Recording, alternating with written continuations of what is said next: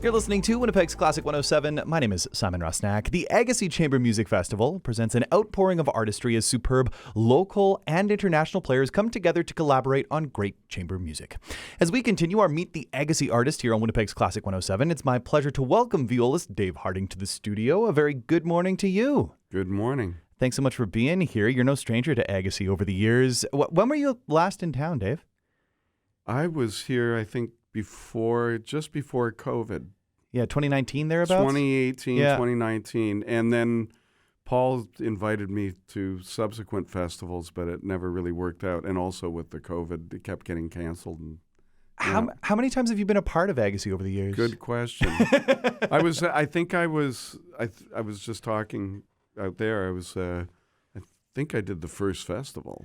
I think in 2000. Yeah, I found one newspaper clipping in 2002, February 18th. I'm sure you remember the concert well. It was one with David Stewart on the violin and Paul Marlene. You were the Agassiz Chamber players. I remember that concert. At Eckhart Grammaté. I remember it well. What do you remember about it? I remember we played Arensky double cello quartet. I remember that very clearly. And yeah, that was fun. No way. So you've been here pretty much from the get-go. What keeps you coming back in the 25th offering of Agassiz? I love this town. Every time I come to this town, I have just a great time. The audiences are wonderful. It's just I love Winnipeg.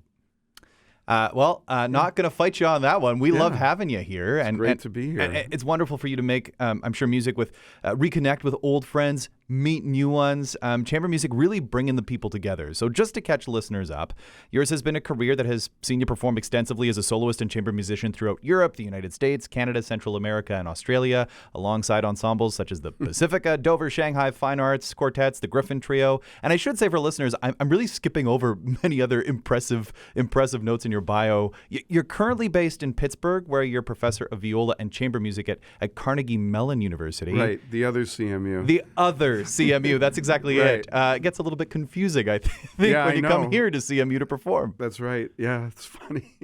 Yeah, I keep getting it mixed up, but yeah. You've been there since 2011, that's right? 2011, yeah. I've been teaching there. I was at the University of British Columbia before that, and then my wife and I, Lorna McGee, she's a fine flute player. She's actually been to the festival. Mm-hmm. We both won jobs within 3 days of each other in Pittsburgh. So for her to win a principal flute job is like super hard. And for both of us, well, for musicians to find work in the same town, as you know, I mean, it's difficult. So we felt pretty lucky to have this last decade doing this. It's almost like a lottery win, isn't it? It is. It is. I found, again, because I like digging these things up, I found the press release from 2011 when it was announced that you were moving to CMU. And Noel Zoller, the head of the CMU School of Music, described you as, quote, one of the music world's finest chamber music performers. Well, he's very nice.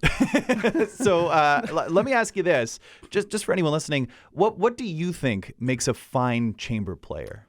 Oh, what makes a fine chamber player? Well, you've still got to have the chops of a soloist. That's the first place. You know, you have to have high level of accomplishment. Chamber music is being able to have I look at it as a conversation, you know, and a dialogue with other people, and being able to line things up, knowing how to tune a chord. I mean, there are so many things you have to do, and not everybody's good at it. And being able to listen to others almost more than yourself is also another really important aspect of that.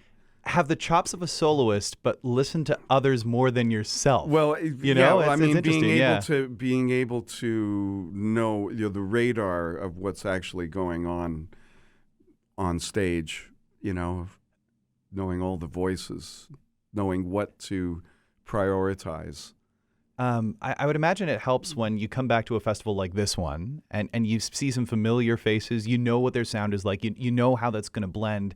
But then there's got to be something thrilling about these new colleagues that you get to perform alongside as well, right? Yeah, like the Swiss piano trio who I'm playing with tonight. I mean, those guys, I've never met them before, but, you know, you just slot into what they're doing. And, we're all speaking the same language, and it's been a blast, actually. I don't doubt it at all. We had two of the three trio members in studio yesterday, Martin Staub, the pianist, and Franz Ortner, the cellist. And their concert tonight, the Swiss Piano Trio and friends. So it sounds like you guys are new friends then. We're friends now. Yeah, at least I hope we're friends. Yeah. What's that process like? I mean, getting to play with them. I mean, as I was saying in the bio, you've performed all around with any number of ensembles. They just another world-renowned group of players you get to perform alongside. Yeah, well, it's like... we were playing the pieces we're playing tonight. This Dubignon. I don't even know if I'm saying it right. Dubignon. I had to ask him yesterday. Right. Yeah.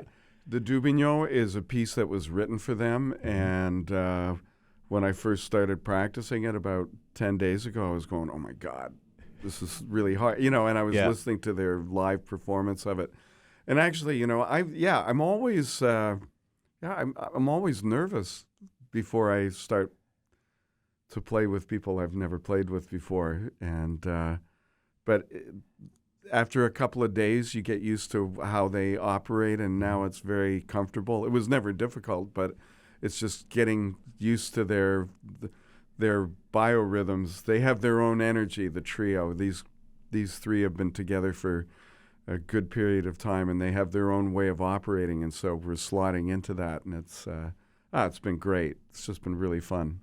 You've been busy through this festival run. You performed on opening night. You performed on Monday. You perform again today, and then on Saturday afternoon. And Saturday, yeah. With the Bohuslav Martinu La Revue de Cuisine. No, I'm not. No, you're not in that one? No, I'm playing the Mozart. Oh, you're doing the Mozart, the Kegelstadt. Unless maybe I am, but I haven't got the music. Here we are. Yet. I don't think I have that power, Dave, to tell you the truth. Yeah.